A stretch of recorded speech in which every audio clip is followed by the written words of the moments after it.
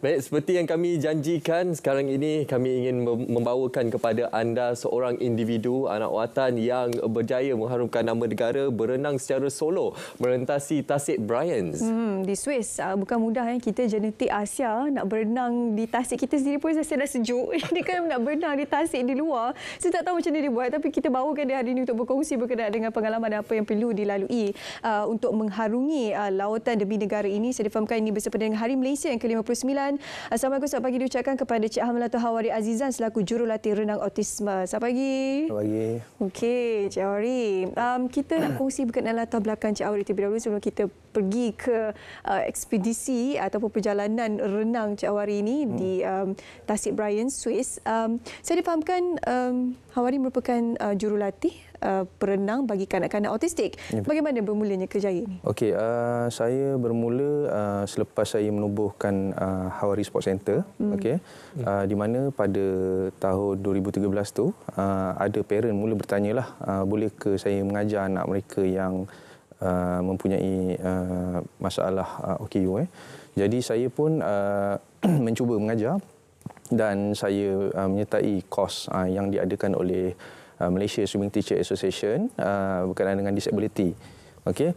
So task pertama saya mengajar orang buta daripada Persatuan Orang Buta Kuala Lumpur selama 3 bulan dan saya juga mengajar Persatuan Pekak dan Bisu Kuala Lumpur. Okey.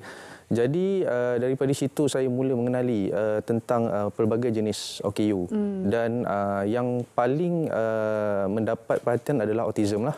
Okey. Di Malaysia setiap tahun jumlah pelajar yang diagnos autism sentiasa bertambah. Okey, so daripada situ saya mula fokus berkenaan dengan Autism Swim. Itu membawa saya mengembara ke beberapa negara seperti Amerika, New Zealand, Australia dan United Kingdom untuk mendalami ilmu berkenaan dengan Autism Swim. Sebab di Asia ni kita masih tak ada berkenaan dengan ilmu ni. Okey, even di Singapura sekalipun. Jadi saya dengan menggunakan duit sendiri saya mengembaralah untuk mencari ilmu. Alhamdulillah daripada situ kita mula dapat idea, okey, dapat idea dan ilmu untuk mengajar kanak-kanak autism ni. Sebab dia bukan berkenaan dengan teori semata-mata, tapi macam mana kita nak handle dia dalam air. Sebab mereka ni biasanya dia ada dua isu dia, behavior dan sensory. Okey. Bagi sensory ni kadang-kadang dia tak boleh dengar bunyi bising. Okay? Kadang kita dengar dia dengar siren ke kilat dia mula takut tantrum. Behavior ni isu dalaman dia. So daripada situlah saya bermula mengajar autism dan kita perkenalkan banyak aktiviti seperti Open Water Autism Swim, OWAS, yang kita biasa buat di Redang dengan kerjasama Berjaya Corporation. And then kita juga baru saja melancarkan satu event di Langkawi, Malaysia Autism Swim Festival, di mana kita gabungkan dua aktiviti berenang dan berlari. Okey. Sebab di Malaysia memang kita tak ada event khas untuk autism. Okey. Paralimpik mungkin ada tapi very mild. Kita sebut berkenaan dengan moderate dan severe autism. So daripada situlah bermulanya karier saya dalam Autism Swim ni. Okey, itu latar belakang berkenaan karier sebagai jurulatih berenang untuk kanak-kanak autism ini ataupun kanak-kanak autistik ini. Jadi untuk kita mengetahui lebih lanjut berkenaan renangan solo di Tasik Bryans ini, bagaimana mulanya tercetusnya idea untuk melengkapkan misi ini dan difahamkan juga tertangguh sebenarnya impian ini disebabkan pandemik COVID-19. Betul. Event ni dirancang pada tahun 2019 dan dilaksanakan pada Mac 2020. Tapi disebabkan pandemik kami PKP pula masa tu 20 hari bulan. Dia announce 18 tak silap saya. PKP. Saya punya tu sepatutnya 11 Mac. Dan saya sepatutnya membawa seorang remaja autism untuk berenang di sana. Sekali buat misi. Sekali. Tapi disebabkan pandemik kami terpaksa tangguhkan. Okey. Sehinggalah pada tahun ini kebetulan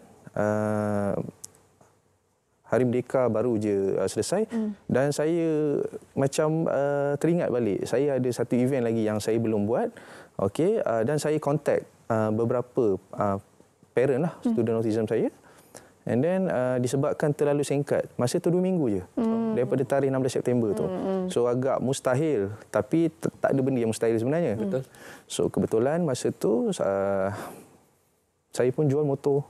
Saya jual motor saya, motor Harley Davidson. And then saya terus training selama 7 hari. Wow. 7 hari ikut suhu kita, suhu Malaysia. So daripada situ ni ya motor Encik Ahwari? Ya betul, ni motor saya. Oh, tujuan. So saya tak apalah kan, bagi saya peluang tu sekali semua hidup kan. Okey, so saya pun teruskan misi itu. Saya tak tahu keadaan suhu di sana macam mana, cuma saya tahu lebih kurang 18 ke 20 darjah Celsius. Okey. So apabila saya tiba, saya mulakan latihan suhu 18 darjah Celsius. Okey. Dan pada hari kejadian suhu turun sehingga 16 darjah Celsius. So maksudnya dia lagi sejuk. Okey. Dan semasa saya buat event di sana, saya berhubung dengan pihak kedutaan Malaysia di sana, Puan Zulira Aziz, wakil kuasa khas. So dia membantu saya bersama tim kedutaan Malaysia untuk memastikan perjalanan event tu berjalan dengan lancar dan selamat. Okey. Saya ingin berkongsi terdapat satu insiden yang berlaku 3-4 bulan lepas di mana anak Gubernur Indonesia telah lemas di kawasan Switzerland juga. So pihak pegawai kedutaan agak risau sebenarnya sebab takut berlaku apa-apa insiden. Okey, memandangkan sebenarnya hari yang saya berenang tu musim dah berubah. Okey, suhu semakin sejuk. Dan bila saya berhubung dengan pihak pengusaha bot, pengusaha bot sendiri cakap, you are crazy man. Sebab dia kata memang dah tak ada aktiviti dah di tasik itu. Okey, Encik Ahwari, ini merupakan artikel yang berkaitan dengan cerita yang disampaikan Encik Ya, Ahwari betul. Ini, kan? Iaitu anak lelaki Gubernur Indonesia ditemukan lemas juga di kawasan berhampiran lebih Tasik kurang 12 hari. Dan tasik yang saya berenang tu dalamnya 1000 kaki. So kalau lemas memang susah juga nak cari tu. Jadi apa yang menguatkan semangat untuk meneruskan juga perjalanan ni sebenarnya? Saya masa tu dah tak fikir apa. Saya tak ada pilihan. Saya berenang je. Okey, memang sejuk tapi itu adalah hari keramat, hari Malaysia, hari negara kita. So macam saya cakap, peluang tu datang sekali. So takkan saya nak patah balik. So saya berpegang kepada 3 prinsip. Kita ada kekuatan mental, kita ada semangat dan fizikal. Okey. So selagi ada mental dan semangat yang kuat, kita teruskan juga. So saya teruskan berenang sehingga satu tahap lidah saya mula kebas. Disebabkan saya tertelan banyak air. So bila saya nak panggil bot, saya sebut pun dah tak betul. Sebab lidah keras. Dah kebas disebabkan terlalu sejuk. Okey, tapi itu berlaku selepas 50 minit. Okey, selepas saya berenang lebih daripada 2 km lah. Dan masa tu pihak tim kedutaan mula memberi bantuan lah. Alhamdulillah kita berjaya dan tiada sebarang insiden berlaku. So saya berasa gembira lah sebab berjaya melaksanakan misi ini walaupun secara solo. Wow, seperti yang Cik Ahwari sampaikan tadi, suhu bagi air Tasik Brian sini sangat-sangat sejuk sebab ia disebabkan oleh tasik glasier. Pegunungan glasier di sekeliling dia. Wow, cuba anda bayangkan betapa sejuknya suhu air tasik tersebut dan sepastinya ia merupakan cabaran yang cukup besar untuk Encik Ahwari sendiri. Jadi berapa lama untuk melengkapkan keseluruhan perjalanan ataupun renangan solo ini dan masa yang diambil berapa lama? Lebih kurang 50 minit. 50 minit dalam berapa stretch, berapa panjang tu? Lebih kurang tasik tu dia 2.8 km lebar dia. Tapi disebabkan saya bermula secara serong dan ditolak oleh arus, jangan terkejut sebab tasik tu dia luas dan cuaca pada hari tersebut agak berangin. So ombak tu dia menyebabkan saya tersasar dan saya terpaksa berenang secara zigzag. Itu yang menyebabkan saya tertelan banyak air. Okay. So mencabar sebenarnya tapi saya buat juga dan akhirnya kita selesailah. Okey, apa yang berada di fikiran waktu tu sebenarnya? Kalau saya, matilah aku. Aku mati. Tapi Cik Ahwari macam mana? Ini perspektif orang yang berenang macam ni kan? Apa yang ada dalam minda tu? Kita nak tahu. Saya biasa mengajar budak autistik. So saya mengajar dia orang supaya jangan give up. Okey, bila berenang di laut, tahun lepas kita ada buat budak-budak autism berenang di Pulau Redang pada jarak 3 km. Okey, autism ni dia bukan boleh berenang macam kita yang seperti orang biasa ni, sebab dia ada macam-macam gangguan dalam pemikiran dia, behavior dia. So kita sentiasa encourage diorang untuk swim. Okey, swim, jangan stop. So saya sebagai jurulatih, saya kena buktikan saya pun boleh buat. So bila saya nak bawa diorang in future, InsyaAllah kita akan bawa budak autism mungkin swim di Australia mungkin pada tahun depan. So saya nak buktikan yang sebelum kita suruh diorang buat, kita buat dulu untuk memastikan keselamatan. Sebab apabila kita buat event dengan student autism di laut, kita akan buddy dengan diorang. Berlaku apa-apa kecemasan, kita akan pegang dia dulu. Okey, itu cara kita untuk ni. So macam saya cakap tadi, saya tak ada fikir apa, saya fikir saya nak kena selesaikan misi ni. So saya tak boleh swim or sing. Berenang atau tenggelam. Itu je saya punya ni. Wow, kekuatan mental dan juga kekuatan fizikal demi Malaysia. Itu antara pemikiran. Okey, jadi dah nyatakan perancangan jangka masa panjang akan membawa anak-anak autistik ini untuk berenang secara berkumpulan di Australia. Jadi bagaimana persiapan ke arah itu, khususnya untuk anak-anak autistik itu? Bagaimana dari segi fizikal dan mental mereka? Okey, di Australia ni ada beberapa kawasan pantai itu terkenal dengan ombak yang kuat. So kita biasanya kita akan buat apa ni di Redang lah, Pulau Redang sebab Pulau Redang ni dia pun ada keadaan dia. Macam tahun lepas hari yang saya buat event tu hari terakhir monsun. So kami di lambung ombak setinggi 2 meter. Oh, tingginya. Tapi berjaya jugalah buat. So first time dah 3 kali kami buat, kali ketiga tu tahun 2021 hari monsun yang terakhir.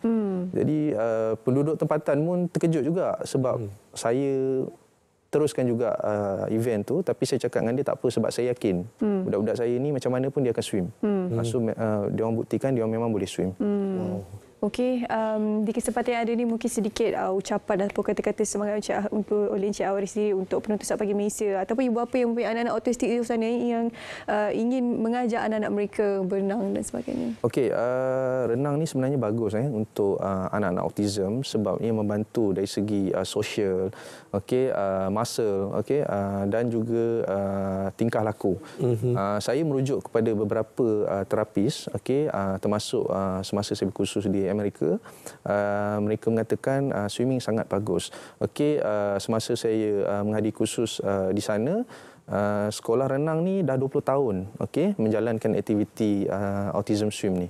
Jadi banyak dah pelajar-pelajar mereka yang menunjukkan tingkah laku yang positif apabila menghadiri sesi terapi air. Okey. Dan juga untuk ibu bapa, jangan merasa rendah diri apabila anak-anak kurang berjaya dalam bidang akademik. Okey, kadang-kadang kita tak tahu kelebihan anak-anak ni di mana. Okey, mungkin kelebihan mereka pada keistimewaan kemahiran-kemahiran yang kita tak jangka, luar biasa. Okey, mungkin mereka ni boleh contribute kepada society. Okey, sebab kita sebenarnya itu yang lebih penting. Okey, kita kalau boleh kita nak berjaya dan kita menyumbang kepada masyarakat. So itu akan memberi lebih manfaat kepada semua rakyat lah. Yalah, daripada kita belajar dapat A banyak pun tak pakai pun Pythagoras theorem tu untuk kita menawar. Pythagoras theorem lah A, B, C tu tak pakai. Jadi lebih baik untuk kita mencukir bakat anak-anak autisma itu. Banyak pusat-pusat kemahiran berada di Malaysia. Contohnya macam College Community, Politeknik, IKBN, IKM. So daripada situ dan terpulanglah kalau mereka nak sambung pengajian di peringkat yang tertinggi. Tapi kemahiran-kemahiran inilah yang akan membentuk kemahiran-kemahiran lain. Macam saya dulu berenang ni saya belajar di College Community. Okey. So daripada College Community inilah saya mengambil kursus-kursus lain. Okey, dan akhirnya sampai ke peringkat inilah. Saya berenang lagi kat Tasik Bryans. Wow, hebat tu. Sejuk tu Syu. Sejuk. Okey, kita harapkan melalui kejayaan ini pastinya akan memberi inspirasi kepada kita semua keluarga Malaysia, khususnya kepada anak-anak autistik di luar sana. Tahniah sekali lagi kami ucapkan. Semoga selepas ini banyak lagi kejayaan berkenaan dapat dilakar untuk Malaysia. Okey, terima kasih Cik Hawari. Sama-sama. Kita akan sentiasa mengikuti Cik Hawari untuk mendapatkan perkembangan terkini dan juga semasa berkenaan dengan kanak-kanak autistik yang bakal berenang insya-Allah ke luar negara suatu hari nanti. Dan juga dalam masa sama kita nak terima kasih kepada penonton kita kerana bersedia terus saja bersama dengan kami sejak jam 8 pagi tadi untuk mengikuti perkembangan dan juga topik-topik yang kita bawakan di Selamat Pagi Malaysia. Teruskan bersama kami di saluran berita RTM dan juga di semua platform RTM untuk anda mengetahui perkembangan semasa dalam negara, dan juga kami sentiasa bawakan perkembangan berita yang semasa dan mutakhir kepada anda. Saya Munawar Azmi. Saya Syuhada Arifin. Selamat bercuti, selamat beristirahat sehingga kita